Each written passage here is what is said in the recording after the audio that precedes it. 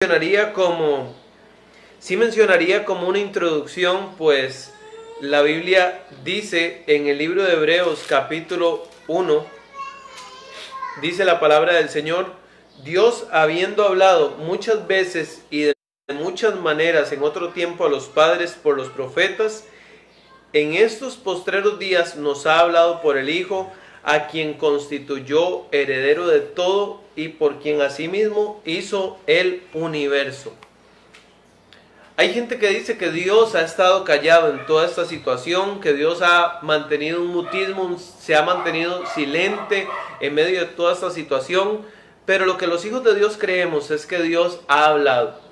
Y Dios ha hablado y Él nos dice cómo podemos afrontar la vida, o afrontar la vida más bien, a la luz de lo que Él ha dicho. Yo creo que en estos dos versículos hay dos etapas claramente marcadas. Dios habiendo hablado en otro tiempo, esto se refiere a los tiempos del Antiguo Testamento, y en el versículo 2 habla del tiempo del Nuevo Testamento. En estos días nos ha hablado por medio del Hijo, a quien constituyó heredero de todas las cosas. La revelación de Dios en Cristo es el cumplimiento de toda previa revelación. Y aunque podemos decir que la palabra que Dios habló en el tiempo a los padres, es decir, a los antepasados, a los primeros creyentes, por medio de los profetas, fue poderosa y fue revelación verdadera, nosotros creemos que esa revelación llegó a un punto cúspide con la palabra de Cristo. Dios ha hablado a través de su Hijo. Y esto es algo que quiero recalcar antes de empezar. El mensaje de Dios en Cristo supera toda previa revelación. Eso quiere decir, hermanos, que nosotros vamos a estar hablando algo que directamente Dios nos habló. Algo que directamente Dios nos habló a través de Cristo. Vamos a orar. Padre bendito, Señor, te amamos, estamos aquí porque queremos escuchar tu voz, queremos escuchar tu palabra, Señor. Te pedimos que por favor bendigas este mensaje, que tú utilices esta palabra para despertar nuestros corazones, para que un avivamiento, Señor, si alguien no lo conoce, pueda entregarle su corazón a usted. Y nosotros que ya le conocemos, podamos tomar la actitud deseada de parte suya, Señor. Te lo pedimos y te damos gracias en el nombre de Cristo Jesús. Amén y amén. Bueno, vamos a abrir la palabra de Dios y vamos a estar en el libro de Mateo, libro de Evangelio de Mateo, capítulo 5, por favor. Primer libro del Nuevo Testamento. Primer libro del Nuevo Testamento, Mateo, capítulo 5. Ahí tenemos lo que se conoce como el Sermón del Monte, ¿verdad? ¿Por qué? Porque obviamente Jesús lo dio en una montaña, ¿verdad? En una parte alta. Y en Mateo capítulo 5, versículo 1, dice la palabra de Dios: viendo la multitud, dice que Jesús subió al monte, y sentándose vinieron a él sus discípulos, y abriendo su boca les enseñaba. Abriendo su boca les enseñaba. Ahora, esta palabra, les enseñaba, está en un tiempo verbal que da a entender que esto él no solo se los enseñó en esa ocasión, sino que esto era lo que él solía enseñar con mucha frecuencia. Es decir, por eso, hermanos, yo espero que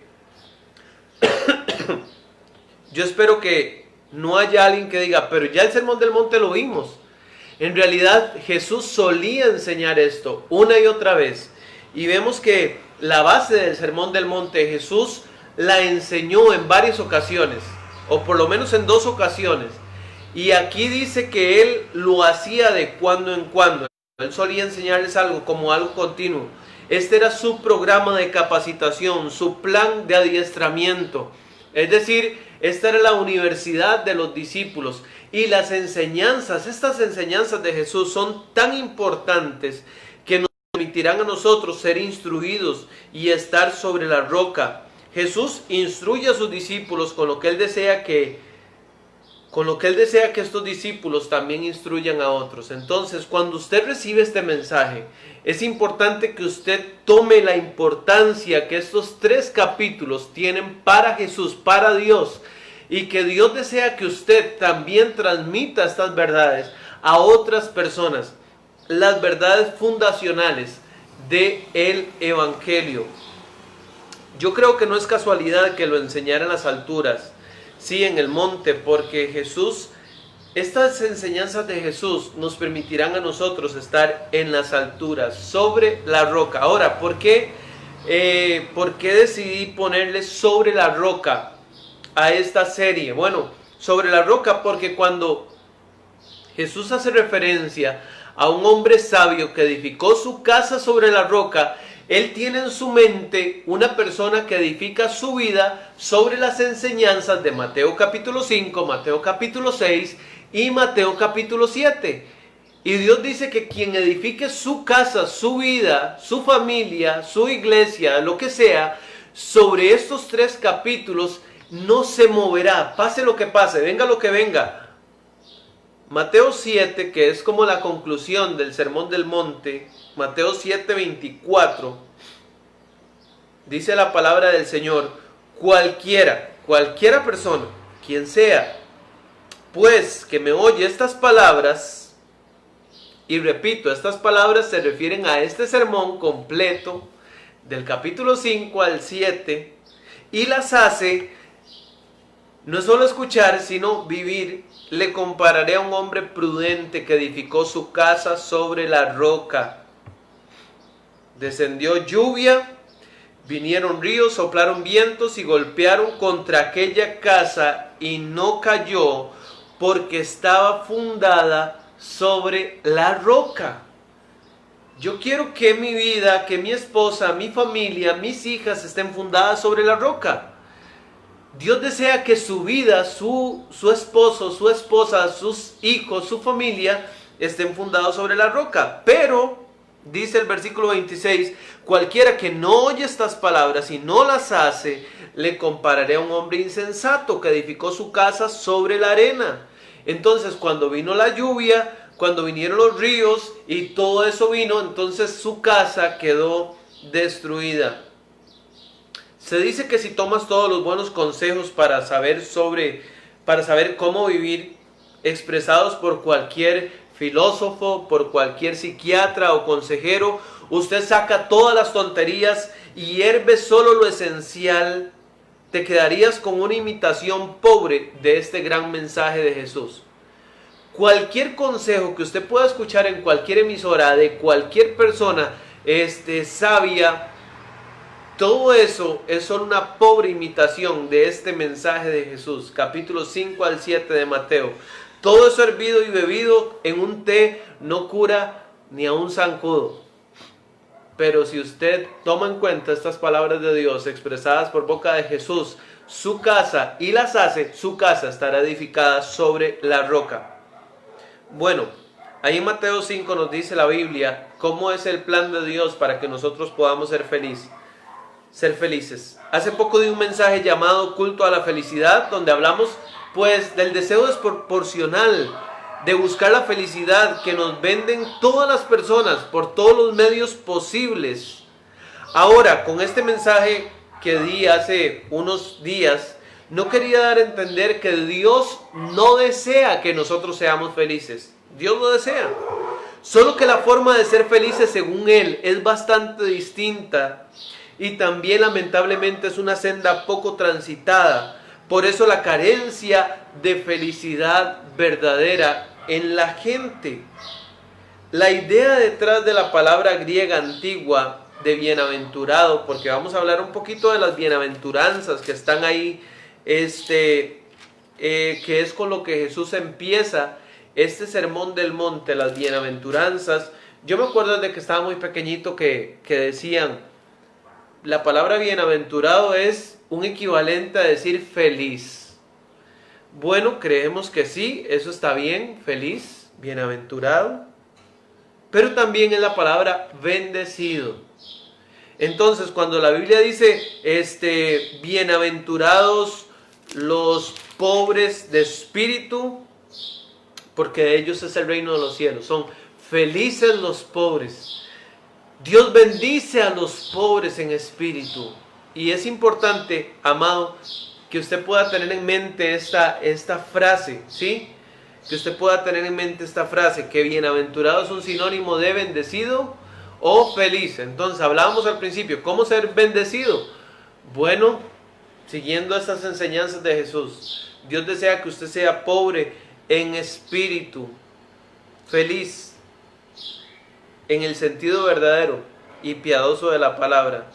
No en el sentido moderno de la palabra, de estar meramente cómodo, porque feliz la gente actualmente lo interpreta como tenerlo todo, estar cómodo o entretenido o lleno de placer y satisfacción, que es la definición actual de felicidad. Ahora vamos a leer un poquito estas bienaventuranzas, son 9, no las vamos a leer todas, pero vamos a ir ahí. Dice el versículo 2 en Mateo 5, que abriendo su boca les enseñaba diciendo, bienaventurados los pobres en espíritu, porque de ellos es el reino de los cielos. Bienaventurados los que lloran, porque ellos recibirán consolación. Dijimos que bienaventurado es feliz, entonces Dios dice, felices los que lloran. Qué irónico, ¿verdad? Qué mensaje más contracultural. La cultura actual dice, felices los que tienen plata. Felices los que se regocijan, felices los que hacen fiestas. Dios dice en el versículo 5, bienaventurados los mansos, porque ellos recibirán la tierra por heredad. Ahora, estas bienaventuranzas, estas 9 bienaventuranzas, nos hablan acerca del carácter de los ciudadanos del reino de Dios. Es muy importante entender esto. Las bienaventuranzas, Jesús establece tanto la naturaleza como las aspiraciones de los ciudadanos de su reino. Es decir, los ciudadanos de su reino son así y aspiran a ser más así. Así como, bueno, más pobres en espíritu. Todos los ciudadanos del reino tienen una característica en común, tienen algo en común, son pobres en espíritu. No hay nadie que no sea pobre en espíritu, ninguna persona que sea rica en espíritu va a entrar al cielo. Porque aquí dice que solo los pobres en espíritu heredarán el reino de Dios. Estos heredarán el reino de Dios. Ellos tienen estos rasgos de carácter y además lo están aprendiendo. Todos los rasgos de carácter son marcas y metas en todos los cristianos. ¿Sí me doy a entender? O sea, todo creyente verdadero tiene esto en alguna proporción, pero también es un deseo personal tenerlo más. Por eso yo decía que este mensaje es una bendición para creyentes y no creyentes. Porque cuando somos creyentes, lo tenemos y deseamos desarrollar más estas virtudes. No es como si pudiéramos preferir unos y desechar otros. No son los dones espirituales que se nos pide usar el que se nos dio. Dios desea que usted tenga todas estas 9 marcas, que usted sea bienaventurado en estas 9 cosas que se mencionan aquí, en esta lista de bendiciones, que es con lo que Jesús decide iniciar esa capacitación, ese adiestramiento. Si usted conoce a alguien que dice ser cristiano, pero no demuestra ni desea ninguno de estos rasgos, con justa razón, es dudable su vocación de salvación, porque no tienen el carácter de los ciudadanos del reino.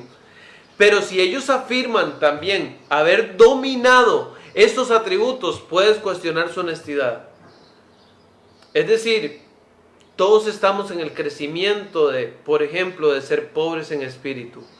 Yo todavía no soy todo lo pobre en espíritu que debo ser, aunque de alguna forma, para haber recibido a Cristo, ya tuve que haber reconocido delante de Él mi pobreza de espíritu.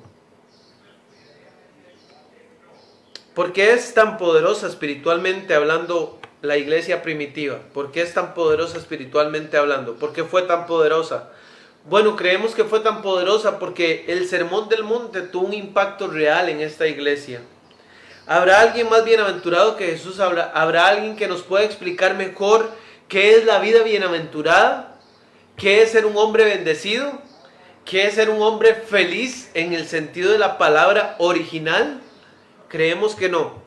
Creemos que no hay ningún ser humano que podría decir mejor quién puede ser feliz o bienaventurado o bendecido que el propio Hijo de Dios. Entonces vamos a iniciar hoy viendo esta primera bienaventuranza. Y repito, sí, yo había hablado de este tema antes, pero de verdad quise que fuera algo distinto.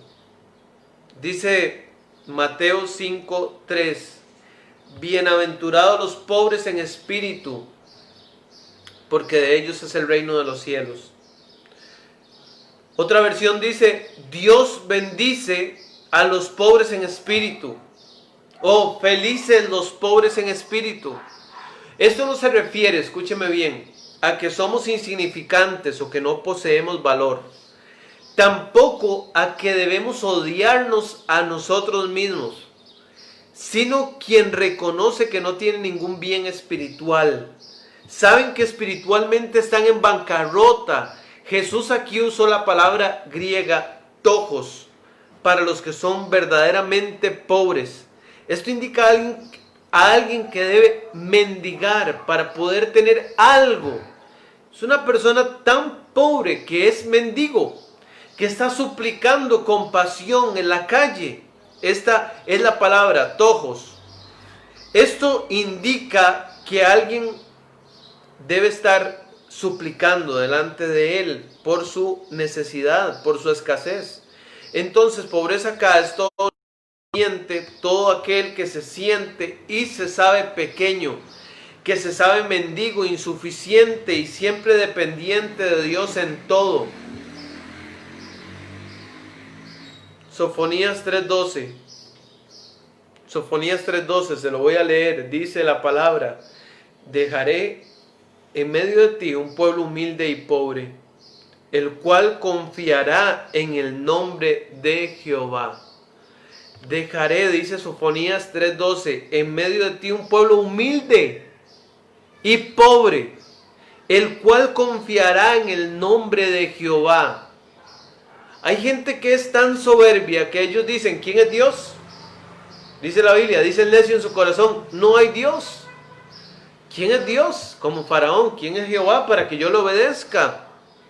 Isaías 66:2 dice la palabra. Ahora, el versículo anterior hablaba de un remanente que Dios habrá dejado, pero ese remanente siempre será humilde y pobre de espíritu.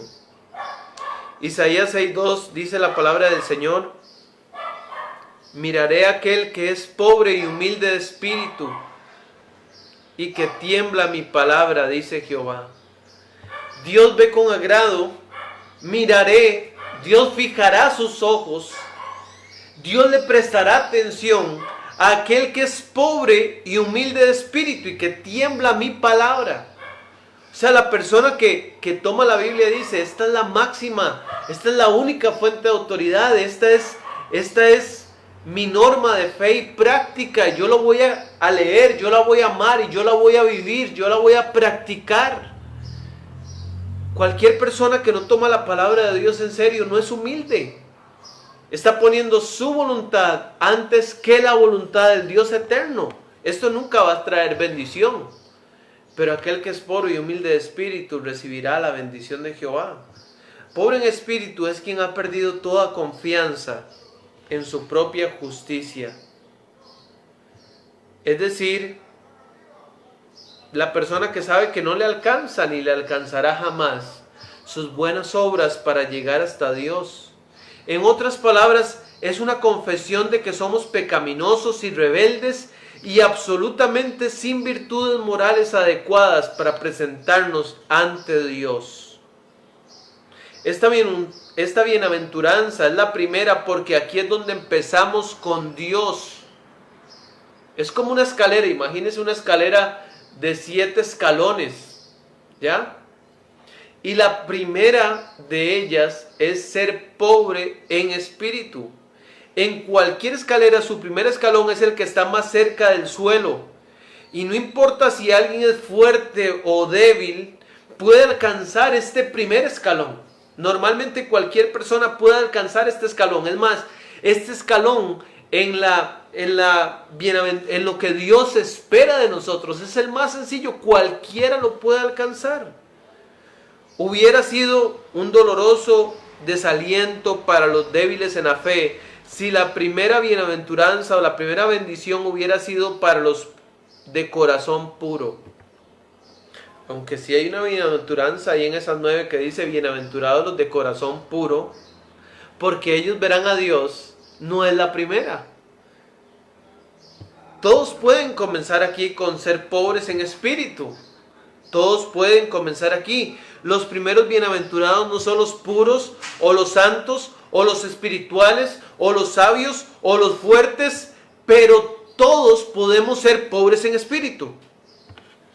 No es lo que tengo, sino lo que no tengo. Cuando dice pobre, es una persona que es dueña de nada.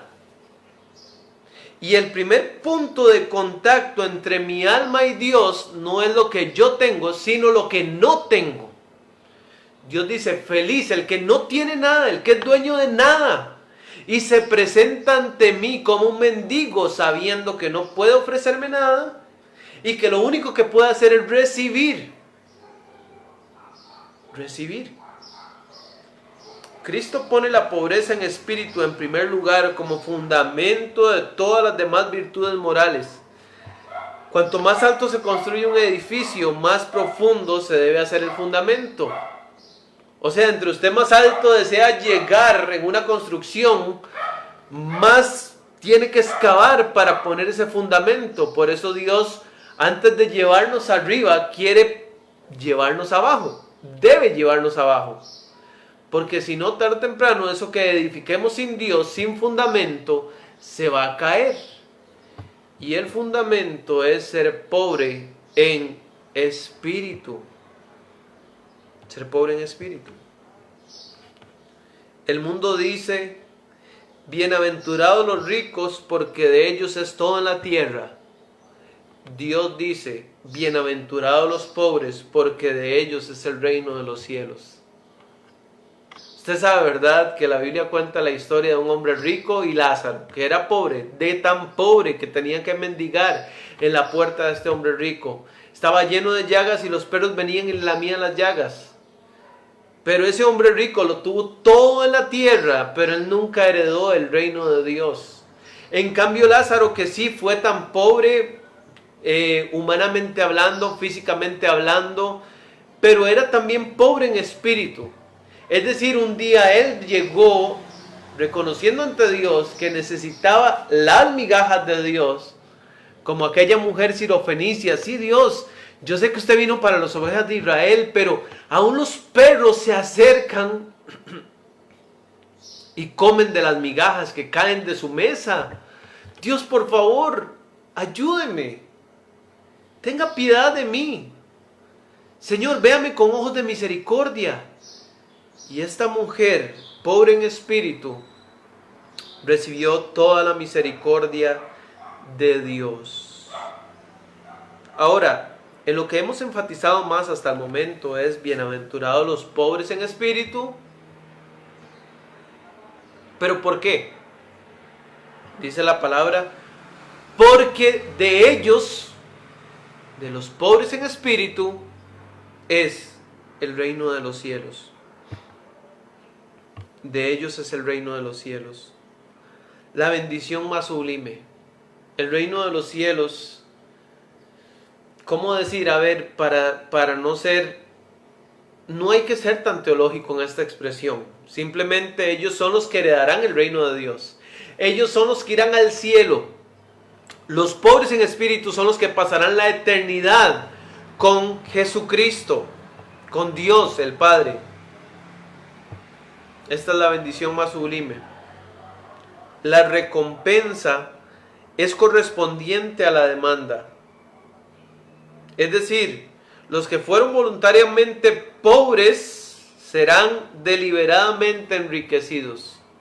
Si usted se presenta ante Dios, no importa quién usted sea, así fuera que esté escuchando Bill Gates, uno de los hombres ricos, digamos, millonarios del mundo, Dios desea que el hombre más rico, humanamente hablando, se presente a él como un hombre pobre, espiritualmente, reconociendo su incapacidad, reconociendo su escasez, reconociendo su quiebra total, su bancarrota espiritual, su insuficiencia para poder pagar por, digámoslo así, una entrada al cielo. Dios desea eso. Los que fueron voluntariamente pobres serán deliberadamente enriquecidos por el reino de su amado Hijo. Pero Dios no enriquece a los que por sí mismos ya se creen tenerlo todo.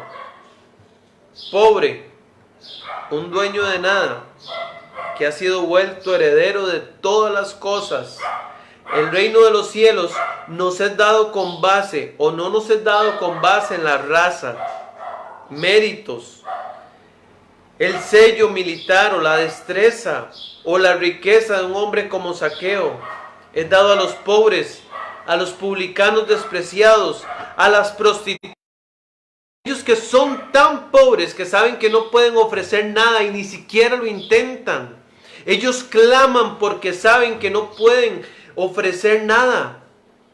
Ellos claman por misericordia y solo ellos son escuchados.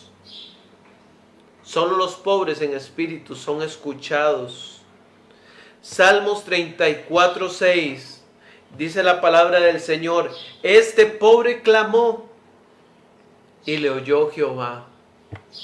David no era un hombre pobre, pero aunque tenía muchas riquezas, cada vez que se presentaba delante de Dios era un hombre pobre. No importa si usted es pobre o rico, delante de Dios todos tenemos que presentarnos como pobres. Eso es lo que Dios desea. El evangelio genuino, amado hermano y hermana, el evangelio genuino no exalta al hombre, no enaltece al hombre, no empodera, ¿sabe? Yo tengo, no sé, tengo mi espinita con esa palabra, el empoderamiento, ahora todo es empoderamiento. El evangelio verdadero no empodera, el evangelio verdadero humilla. Trae, me refiero cuando digo humilla, no es que Dios nos quiere ahí, que nosotros no valemos nada, no tenemos dignidad, no significamos nada, no, significa que somos humildes, reconocemos que valemos porque tenemos la imagen y la semejanza de Dios en nosotros, pero ante Él venimos humildes, venimos sensibles. Humildad es dejar el orgullo, y cuando dejamos el orgullo, este es el comienzo para todas las bendiciones de Dios. Santiago 4:6 dice: pero Él da mayor gracia. Por esto dice, Santiago 4:6, por esto dice, Dios resiste a los soberbios. Dios no quiere nada con los soberbios. Dios, digámoslo de alguna manera, le da la espalda a los altivos. Dios no soporta la soberbia, la arrogancia. Dios no estima a alguien que se cree sabio en su propia opinión. Dios recibe a los humildes, ¿sí?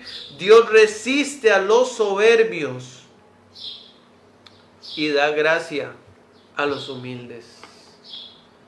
Dios reviste de favores, de misericordias a los que se presentan ante Él como pobres de espíritu. Isaías 57:15 dice la palabra del Señor, Isaías 57:15, porque así dijo el alto y sublime. El evangelio verdadero solo tiene una persona buena, ese es Dios. El evangelio verdadero solo tiene a alguien que es alto y rico y poderoso. Se llama Jehová de los ejércitos. Así dijo el alto y sublime, el que habita la eternidad y cuyo nombre es el santo. Dice él: yo habito en la altura y la santidad, y con el quebrantado y humilde de espíritu. Él habita en dos lugares, en lo más alto y en lo más bajo. En el medio Él no está. Él no habita en la tibieza. Él habita en lo más alto. Él es exaltado en un trono de gloria. Pero también cuando hay una persona que sabe que está en lo más bajo, Dios se complace en meter su mano en el muladar y sacarnos de ese lugar y sentarnos con los príncipes de su pueblo. Él habita en lo alto y en lo bajo. Él está ahí. Dice, y con el quebrantado y humilde de espíritu, para hacer vivir el espíritu de los humildes y para vivificar el corazón de los quebrantados. Vamos a finalizar con esto, ¿sí? Lucas 18. Vamos a ver nada más rápidamente, solo lo voy a citar, no lo voy a explicar, porque yo creo que es muy fácil de entender. Y es la parábola del fariseo y el publicano, ¿sí? Los fariseos eran los superdotados espirituales, eran los héroes espirituales, digámoslo así, de la nación de Israel. La gente aspiraba a ser fariseo y los publicanos eran los recolectores de impuestos para la nación romana o para el imperio romano, pero eran judíos. Eran personas que, como la gente los hacía a un lado, pues obviamente sus compañías no eran las mejores, se juntaban eran conocidos como los pecadores de su época, ¿verdad? Entonces hay ahí un contraste entre uno que supuestamente era el más espiritual y el otro que supuestamente era el más pecador. El fariseo el más espiritual ante los ojos de los hombres y el publicano el más pecador ante los ojos de los hombres. No estoy hablando de Dios. Versículo Lucas 18:9 dice, a unos que confiaban en sí mismos como justos. Esto es todo lo contrario de ser pobre en espíritu. Estos eran ricos en espíritu, confiaban en sí mismos como justos y menospreciaban a los otros. Dijo también esta parábola. 2 hombres subieron al templo a orar. Uno era fariseo y el otro publicano. El fariseo, puesto en pie, oraba consigo mismo de esta manera: Dios, te doy gracias porque no soy como los otros hombres, ladrones, injustos, adúlteros, ni aun como este publicano. Ayuno 2 veces a la semana, doy diezmos de todo lo que gano. Pero el publicano, estando lejos, no quería ni aun alzar los ojos al cielo, sino que se golpeaba el pecho diciendo: Dios, sé propicio a mi pecador. Este hombre llegó presentándose como un hombre pobre en espíritu. Sé propicio a mi pecador. Os digo que dice Jesús, descendió a su casa justificado antes que el otro. Porque cualquiera que se enaltece será humillado, y el que se humilla será enaltecido. Esto es, como decía al puro principio, es la palabra de Dios en la boca de su Hijo unigénito Jesucristo. Dios piensa así. Esta es la mentalidad y el carácter de Dios, reflejado en las palabras de Jesús. Cualquiera que se enaltece será humillado. No importa que ya usted sea hijo de Dios. Los hijos de Dios tenemos la tendencia a enaltecernos. Ya yo soy hijo de Dios, ya yo sé mucho, ya yo fui al seminario, ya yo me he leído la Biblia tantas veces. A mí nadie me tiene que decir nada. A mí ya yo me sé eso, me lo sé de memoria. A mí que ni me repitan eso. Y estamos en esa exaltación, en esa soberbia. Dios dice: cualquiera que se enaltece será humillado, y el que se humilla será enaltecido. Si usted nunca había escuchado el mensaje del Evangelio, Dios quiere que usted se humille ante Él. Dios quiere que usted se presente como un mendigo, como un pobre, que no tiene nada que ofrecerle, ni lo va a intentar ofrecerle nada a Dios. Vea que yo soy bueno, vea a Dios que yo nunca he matado a nadie, vea a Dios que yo no soy adúltero, vea más bien que yo hago tantas cosas buenas, vea que yo voy tantas veces a la iglesia, vea que yo merezco ser salvo. No, es una persona que sabe que sin Él no tiene nada, que sin Dios no es nada, que sin Dios no puede hacer nada, que tiene necesidad de todas las cosas. Y si usted se humilla, será enaltecido. Si usted no está escuchando el mensaje por primera vez del Evangelio, dígale: Dios, yo no sé cómo usted lo puede hacer, pero denme un corazón humilde. Humíllame delante de ti, quiero presentarme delante de ti como un mendigo, suplicando, como este hombre publicano, sabiendo que es pecador y golpeándose el pecho, espiritualmente hablando, diciendo: Dios, perdóname, sé propicio a mi pecador. Señor, tenga misericordia de mí. Señor, aún los perritos comen de las migajas que caen de su mesa. Señor, lléname. Y recuerde, si usted se presenta de esa manera, sobre su vida reposará esta bendición, porque de ellos es el reino de los cielos. Yo voy a hacer una oración para finalizar, ¿sí? Es una oración para aquellos que todavía no han recibido a Cristo en su corazón. Espero que haya alguien que esté escuchando que todavía no tiene una relación con Dios, que todavía no le ha entregado su corazón y le ha pedido ser su Señor y su Salvador. Pero no significa que esto deja fuera a los que ya hemos tenido un encuentro con Jesús. Dije antes que esto es una característica y una aspiración de los hijos de Dios. Los hijos de Dios siempre tienen que estar escuchando esto, porque tenemos que recordar que esta es la forma de presentarnos ante Dios. Con humildad de corazón. Con humildad de corazón. Este pobre clamó y le oyó Jehová. No como el fariseo: Dios, yo soy tan bueno, vea Dios todo lo que hago por usted, vea todo lo que yo le pongo espiritualmente. Y usted ve, Dios, que yo trato esto y aquello. No, más bien humildemente, humildemente. Y ojalá que no haya ninguno de ustedes o yo que pensemos: no, eso no es para mí.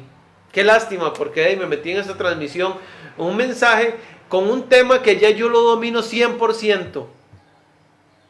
Ojalá que no gane ventaja ese pensamiento en su mente, porque ese pensamiento no proviene de Dios. Dios sabe que siempre podemos estar creciendo en esta área específica, en esta virtud del alma que es ser pobre en espíritu. Dios, hágame más pobre cada día en espíritu. Hágame cada día más humilde. Hágame cada día más dependiente. Hágame sentir cada día más mendigo de usted, para acercarme todos los días a mendigar a su mesa. Porque estos que voluntariamente se empobrecen, Dios deliberadamente los enriquece con la mayor bendición de todas, la más sublime: heredar el reino de Dios. Ore conmigo, ¿sí? Si usted nunca le ha entregado su corazón a Cristo, si usted no está seguro de que si muriera hoy iría al cielo, si usted no está seguro de que es un hijo de Dios, usted dice: ni siquiera puedo recordar cuando yo recibí a Cristo, le digo de todo corazón, haga una oración con todo su corazón, con toda su fe, con toda su alma, confiéselo con su boca, en voz alta también. La Biblia dice que si confesares con tu boca que Jesús es el Señor y creyeres en tu corazón que Dios le levantó de los muertos, serás salvo. Si usted es tan humilde para creer que no hay otro camino para ir a Dios y que no hay otro nombre bajo el cielo dado a los hombres en que podamos ser salvos, entonces clame a Jesús con humildad, con reconocimiento de su necesidad. Señor Jesús, gracias te damos por este mensaje que usted nos ha dado. Señor, esta oración primera es por si hay alguien que está escuchando este mensaje y que quiere recibirlo a usted como Señor y Salvador, que el Espíritu Santo le pone en su corazón la necesidad de presentarse de una manera humilde, de una manera sencilla, reconociendo que está en bancarrota espiritual. Señor, le pido que esa persona pueda acercarse a usted, suplicar su perdón, su misericordia, de una manera similar a esta: Dios, perdona mis pecados. Creo en Jesucristo como Señor y Salvador. Creo que Él es el Mesías, el Salvador del mundo, en el único que puedo encontrar salvación. Hoy me acerco a ti como ese hombre publicano, sabiendo que soy pecador y que soy indigno, que no merezco estar delante de su presencia, pero que aún así usted ha extendido sus brazos, ha hecho un sacrificio grande por mí en la cruz del Calvario, el sacrificio más grande de todos para darme vida eterna, y yo acepto eso con lo que usted me quiere, dejar de ser pobre. Bienaventurados los pobres en espíritu, porque de ellos es el reino de los cielos. Ahora, Señor, mi oración es por los que ya hemos tenido un encuentro con Jesús y estamos seguros de que somos hijos de Dios, y el Espíritu Santo nos da testimonio en nuestro espíritu de que somos hijos de Dios. Señor, es para que esta virtud no deje nunca de resaltar en nosotros, que no tengamos una actitud de soberbia o de enaltecimiento, porque, repito, el Evangelio verdadero no enaltece, no empodera, sino que nos hace humildes. Como decía Juan el Bautista, es necesario que Él crezca y que yo mengüe.